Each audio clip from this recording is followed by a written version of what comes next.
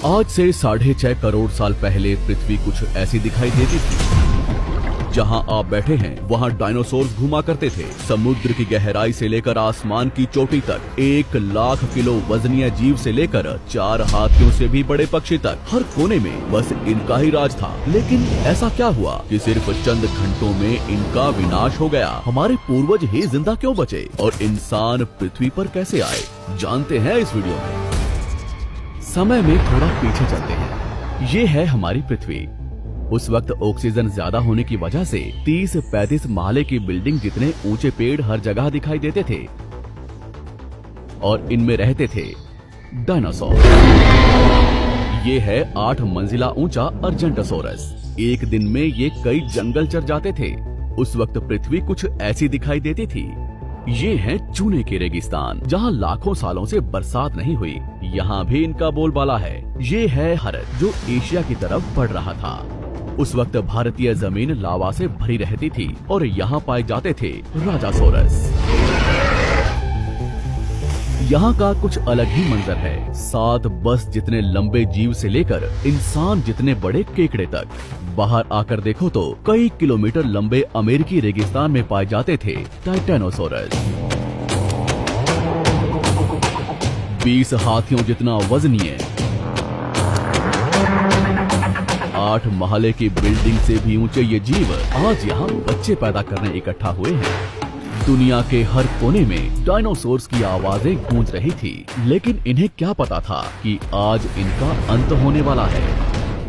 दरअसल हमारे सौरमंडल में जुपिटर और मंगल ग्रह के बीच बहुत से उल्कापिंड हैं, जो सूरज का चक्कर लगा रहे हैं। अंत के 10 करोड़ साल पहले इनमें से ही 2 उल्कापिंडों के बीच टकराव हुआ और उसका एक टुकड़ा तेज गति से पृथ्वी की तरफ बढ़ने लगा। पृथ्वी के पास आते ही उसके कुछ टुकड़े चांद पर गिरे, मगर गति तेज होने की वजह से चांद का गुरुत्वाकर्षण उसे खींच नहीं पाया। पृथ्वी के करीब आते ही उसकी गति बढ़ने लगी। वातावरण के खिंचाव ने उसे जलाना शुरू कर दिया और वो 80,000 किलोमीटर प्रति घंटे की रफ्तार से पृथ्वी से टकराया।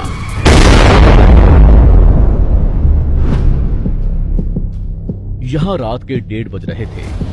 टकराने से 4 मिनट पहले पूरी पृथ्वी पर उजाला हो चुका था। इसकी चमक को देख नजदीकी जानवर अंधे हो चुके थे। गिरने से पहले ही वहां का पानी सूख गया।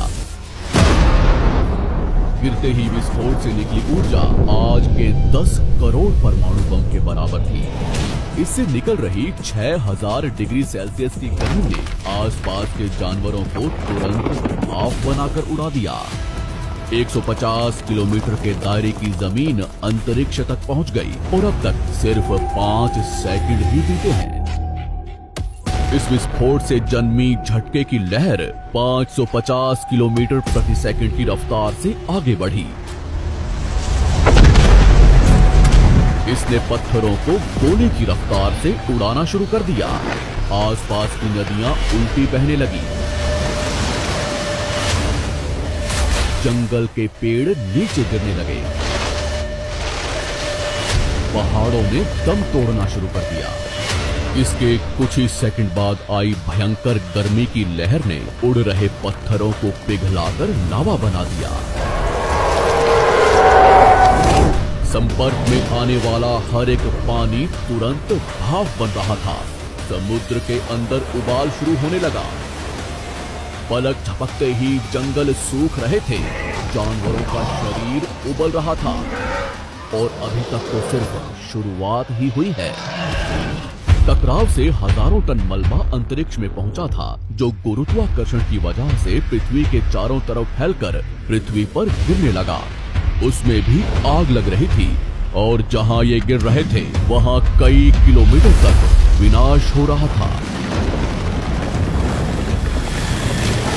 टकराव ने पृथ्वी को अंदर से भी हिला दिया था, जिससे कुछ ही सेकंड में पृथ्वी पर भूकंप आना शुरू हो गया।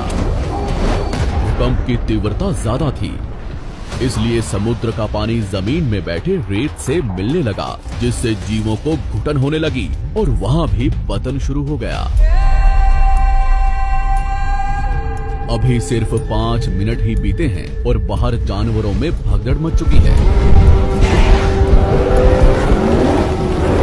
घटनास्थल पर पैदा हुई गर्म धूल और मिट्टी तेजी से आगे बढ़ रही थी।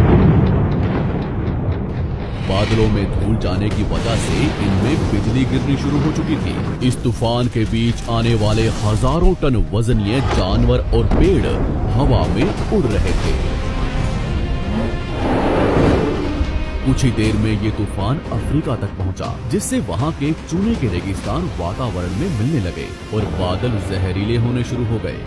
इसके पीछे टकराव ने समुद्र के पानी को बादलों से भी ऊंचा उठा दिया था, जिससे गर्म पानी की भयानक बाढ़ आ रही थी।